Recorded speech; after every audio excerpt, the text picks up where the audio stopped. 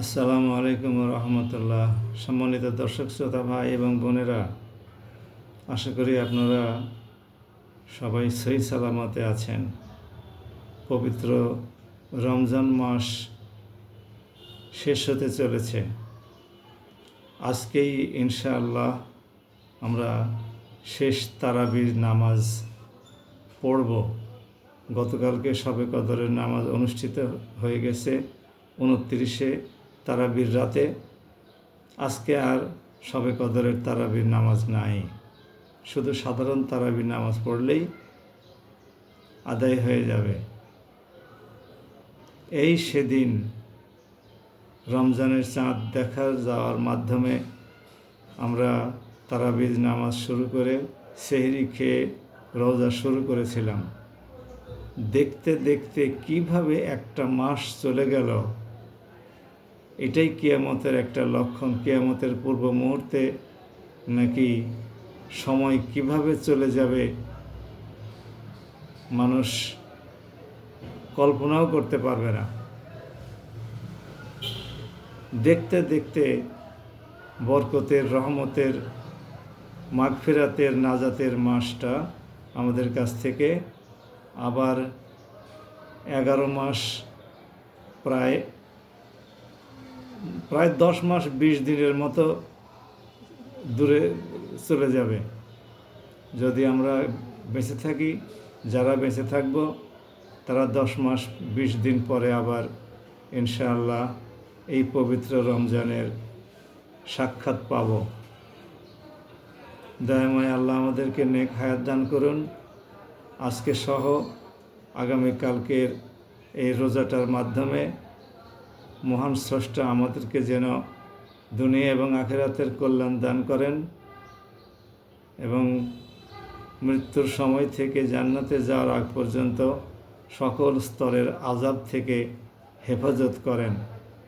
আমাদের প্রিয়জন, পিতামাতা, ভাই বোন, আত্মীয় স্বজন, পাড়া প্রতিবেশী, সারা পৃথিবীর সকল মুসলমানদের মধ্যে যারা ইন্তেকাল করেছেন, মহান আল্লাহ যেহেতু রমজান মাসে তাদের কবর আযাব ক্ষমা করে দিয়েছেন এবং জান্নাতের দরজা উন্মুক্ত করে দিয়ে জাহান্নামের দরজা বন্ধ করে দিয়েছেন, আসুন আমরা দয়াময় আল্লাহর কাছে প্রার্থনা করি, হে আল্লাহ, আপনি দয়া করে যেহেতু কবর আযাব স্থগিতই করেছেন, এভাবে চিরকালের জন্য কিয়ামত পর্যন্ত এটাকে স্থগিতই রাখুন।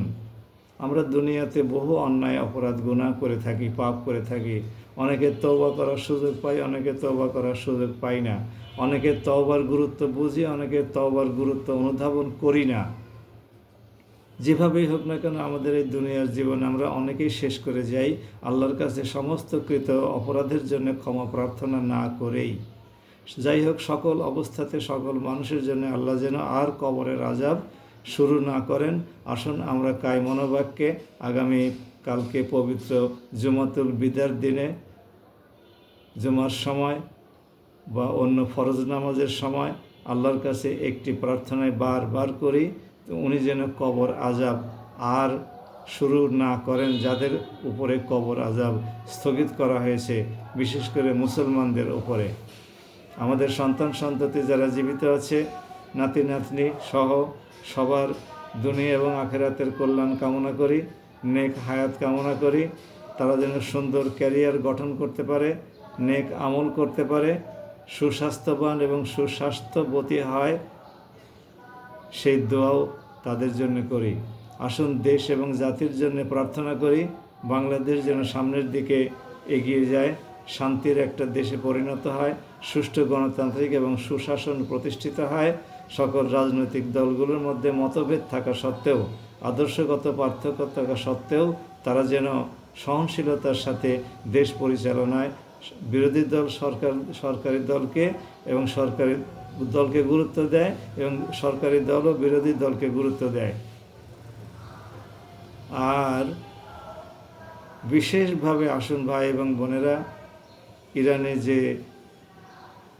যুদ্ধ চলছে, আমেরিকা এবং ইসরায়েলের যৌথ বাহিনী যে যুদ্ধ ইরানের ওপরে চাপিয়ে দিয়েছে, সেই যুদ্ধে যেন ইরানবাসী প্রাণ হত্যার হাত থেকে রক্ষা পায়, প্রাণহানির হাত থেকে রক্ষা পায়, সম্পদহানির হাত থেকে রক্ষা পায়। এই প্রার্থনা বিশেষভাবে করি এবং ইরান যেন আলটিমেটলি ধ্বংসের হাত থেকে হেফাজতে থাকে। মহান আল্লাহ যদি নিজে হাতে ইরানকে এইবার হেফাজত না করেন তাহলে ইরানের বাঁচার আর কোনো পথ থাকবে না। হয়তো দখল করতে পারবে না, কিন্তু বিমান দিয়ে তাদের সমস্ত কিছু তছনছ করে দেবে। ইতিমধ্যে তেহরানকে তছনছ করে দিয়েছে, প্রায় 2000-এর মতো মানুষকে তারা হত্যা করেছে। এইভাবে এই জন্যে ইরানের জন্য আমরা বিশেষভাবে দোয়া করি। আসলে শিয়া হোক আর সুন্নি হোক, সেখানে তো সুন্নিও আছে, শিয়াও আছে, মুসলমান তো ভাই, মুসলমান তারা তো আল্লাহকে আল্লাহ বলে জানে, রসুলকে বিশ্বাস করে, সমস্ত নবী এবং রসুলদেরকে স্বীকার করে, কোরআন মানে, ফেরেশতাদেরকে মানে, আসমানি কিতাবগুলোকে অনুসরণ করে এবং তারা স্বীকৃতি দেয়, পরকাল এবং ভাগ্যকে তারা স্বীকার করে। মুসলমান তো তারা, কিসের শিয়া সুন্নি? আসুন তাদের জন্য বিশেষভাবে আমরা দোয়া করি, আল্লাহ যেন তাদেরকে ক্ষমা প্রার্থনা করেন এবং মুসলিম দেশগুলোতে যে সমস্ত অপশক্তি, ষড়যন্ত্রকারী এবং সাম্রাজ্যবাদী গোষ্ঠী শিয়া সুন্নির প্রভেদ সৃষ্টি করে মুসলিমদের মধ্যে অনৈক্য সৃষ্টি করে রেখেছে, তাদের হীন স্বার্থ চরিতার্থ করার জন্যে, মুসলিম দেশগুলোর তেল সম্পদ দখল করার জন্যে, তারা যেন এটা অনুধাবন করতে সক্ষম হয় এবং ঐক্যবদ্ধ থেকে আল্লাহর দেওয়ার নিয়ামত তেল সম্পদগুলো অন্তত হেফাজত করে। সবাই ভালো থাকুন, পরিবার পরিজনের সকল সহায়তায় সবাই যেন ভালোভাবে ঈদ সমাপন করতে পারেন সেই দোয়া করি। ইতিমধ্যে যারা ঈদে বাড়ি যাচ্ছেন তারা ভালোভাবে ঈদ করে আবার আমাদের মাঝে ফিরে আসুন, নিজ নিজ কর্মস্থলে এবং বাসস্থানের নিরাপত্তার সাথে ফিরে আসুন, আমরা সে আহ্বান জানাই।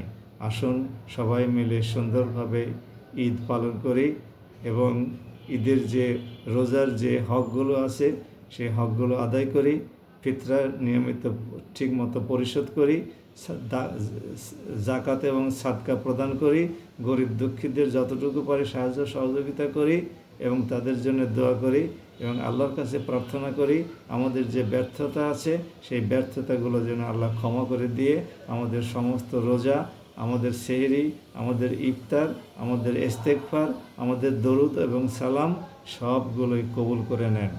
আল্লাহ পরম ক্ষমাশীল এবং অত্যন্ত দয়ালু। আসসালামু আলাইকুম ওয়া রাহমাতুল্লাহ।